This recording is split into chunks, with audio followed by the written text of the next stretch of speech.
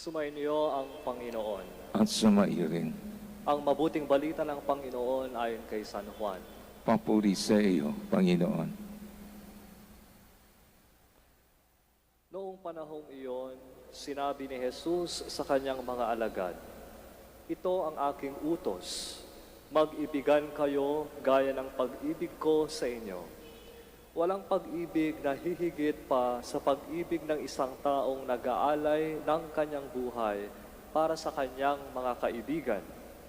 Kayo'y mga kaibigan ko kung tinutupad ninyo ang mga utos ko.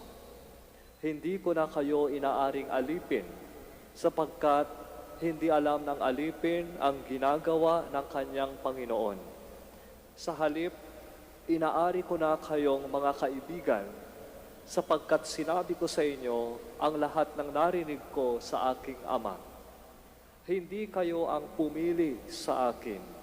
Ako ang pumili at humirang sa inyo upang kayo'y humayo at mamunga at manatili ang inyong bunga.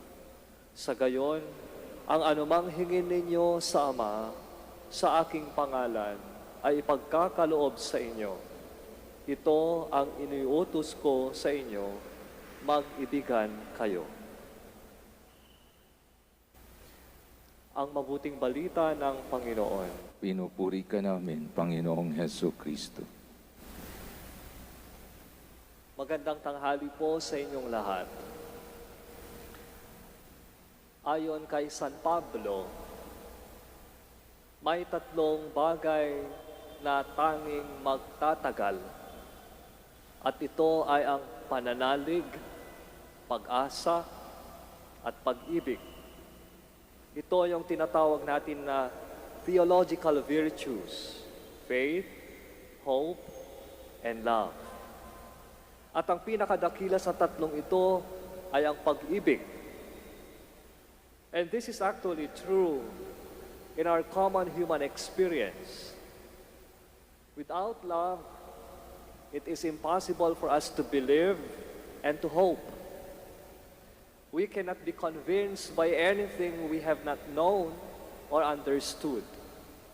Para sa ating mga Kristiyano, yung pagbabahagi ng pag-ibig ay hindi lang basta pamantayan sa buhay, kundi isang paraan ng ating pamumuhay. Love is our way of life, not just a rule of life.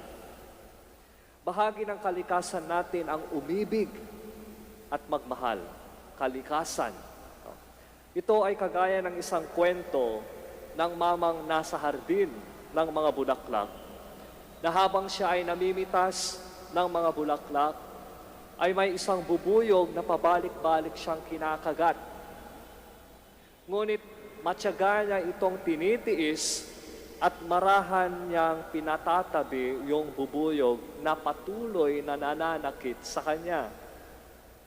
At ito ay napansin ng isang bata. At tinanong ng bata yung mama, ang sabi, "Bakit mo hindi pinalalayas ang bubuyog upang tigilan kanya sa kanyang pananakit?" Ang sagot ng mama sa kanya, "Kalikasan ng bubuyog ang manakit. Kalikasan ko naman ang umunawa at magmalasakit." End of the story.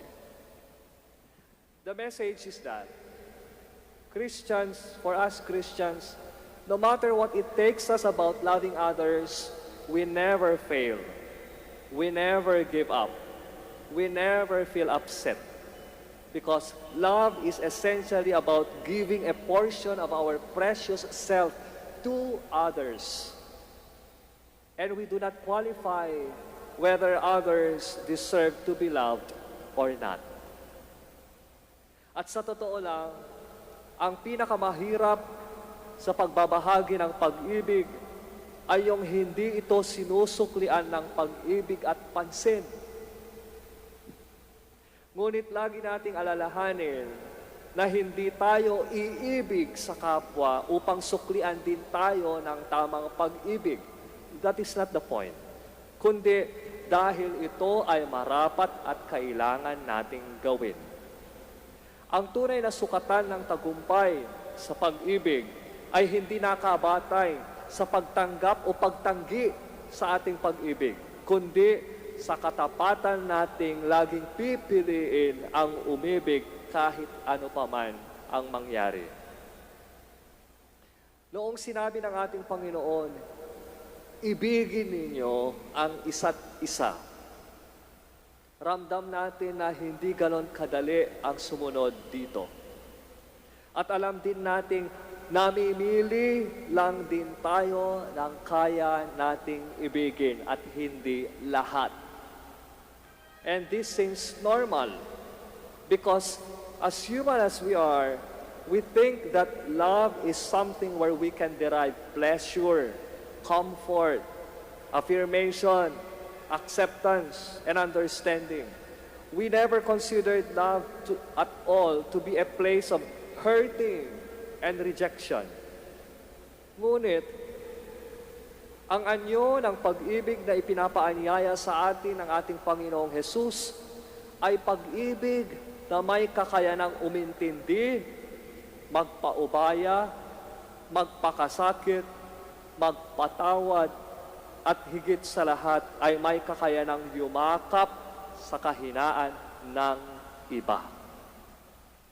Aminin natin na ang tanging bagay na nakakapigil sa atin upang ganap na umibig sa kapwa ay ang mga takot at pangamba natin na baka tayo ay masaktan, hindi maintindihan, at hindi masuklian ng pag-ibig ayon sa naibahagi natin.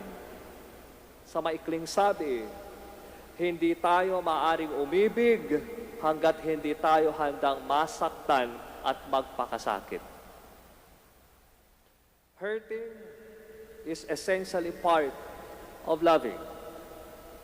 Idalangin natin sa Diyos na tayo ay punuin niya nawa ng panibagong lakas ng loob upang manatiling tapat na umiibig sa Diyos at sa kapwa natin, ano't ano paman ang mangyari. Amen.